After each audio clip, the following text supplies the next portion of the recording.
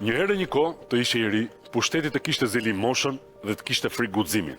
Në 35 vitet e fundit ne kemi patur vetëm 3 protesta studentore, por listat e mbyllura treguan që në Shqipëri rinia nuk duhet më si rryma më e fuqishme që lëviz kombin për ndryshim, por si një plaçk për pazar.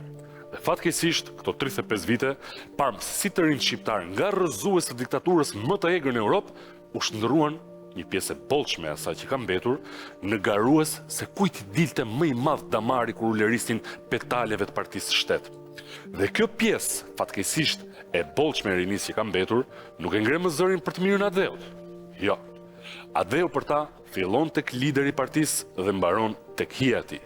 Shqipëria është thjesht një vazo dhe rinia, në vend që të ishin mbletët, fal partisë, mbetën larva me të vetmen shpresë jo që të bëhen mbletë, larg qoftë, por që të futen në lista.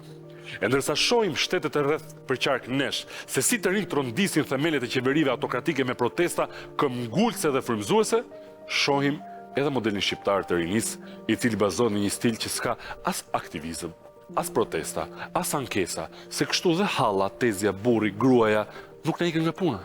Stili shqiptar nuk do as drejtësi, as të ardhme më të mirë, as ujë, as drita. Jo, drita në fakt do, sepse do karikojmë celularin për t'i bërë share postimeve të propagandës.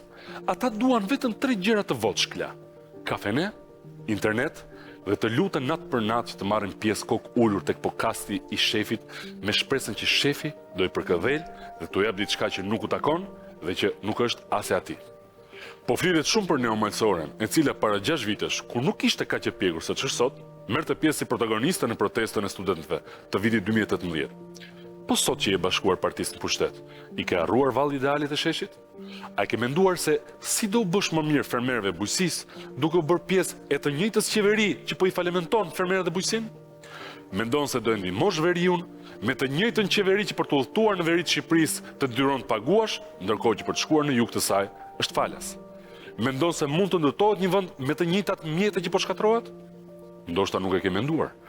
Ose ndoshta e ke mirë menduar dhe në ngrim sallat kot. Por sot, të ish i ri, pushteti nuk të ka më zili moshën, sepse ju ka plakur mendjen pa u plakur ende trupi. Ndërsa sa për guximin, pushteti u ka frikë vetëm atyre të pakëve që ende e kanë.